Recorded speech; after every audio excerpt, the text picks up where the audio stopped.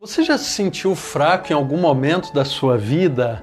Quando reconhecemos as nossas fraquezas, passamos a depender de Deus e é aí que está a nossa força. A força que sabe que é forte, na verdade é fraqueza, mas a fraqueza que sabe que é fraca, na verdade é força. No reino de Deus, ocorre muitas vezes de forma invertida. Por isso, veja o que está escrito em 2 Coríntios, capítulo 12, o verso 9. A Bíblia diz assim: Então ele me disse, a minha graça te basta, porque o poder se aperfeiçoa na fraqueza.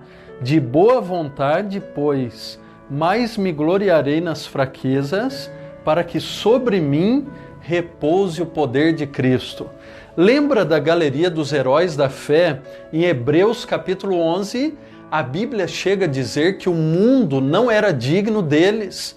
E qual foi o segredo? Em Hebreus capítulo 11, o verso 34, diz que os heróis da fé tiraram força da fraqueza. Certa vez ouvi uma história que ilustra muito bem essa questão. Um garoto chamado Joãozinho sofreu um acidente e ele precisou amputar o braço direito. Foi um grande desafio lidar com essa perda. Então, os pais começaram a conversar e resolveram colocar o Joãozinho na aula de judô, a fim de que ele pudesse se ocupar com o esporte e esquecer um pouco daquele problema. Ele estava todo empolgado e no primeiro dia de aula aprendeu um golpe. No segundo dia ele aprendeu o mesmo golpe e ele estava muito satisfeito, muito empolgado e queria também aprender novos golpes. Acontece que nos dias seguintes ele reaprendeu o mesmo golpe. Ele ficou frustrado porque achava que iria aprender novos golpes.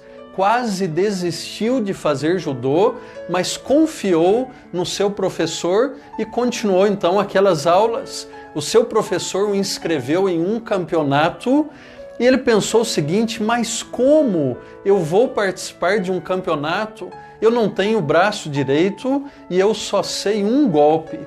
Aquele professor pediu então que o Joãozinho confiasse nele. Na primeira luta do campeonato, ele derrubou o oponente. Na segunda, terceira, quarta, quinta, enfim, em todas as lutas, o Joãozinho, de forma surpreendente, ganhava do adversário, até que ele venceu a última luta e foi consagrado campeão. Surpreso e maravilhado, ele procurou rapidamente o professor para saber o que tinha acontecido. O professor respondeu o seguinte: sabe o único golpe que você aprendeu e aprimorou? Então, a única forma do adversário escapar do seu golpe era segurando no seu braço direito.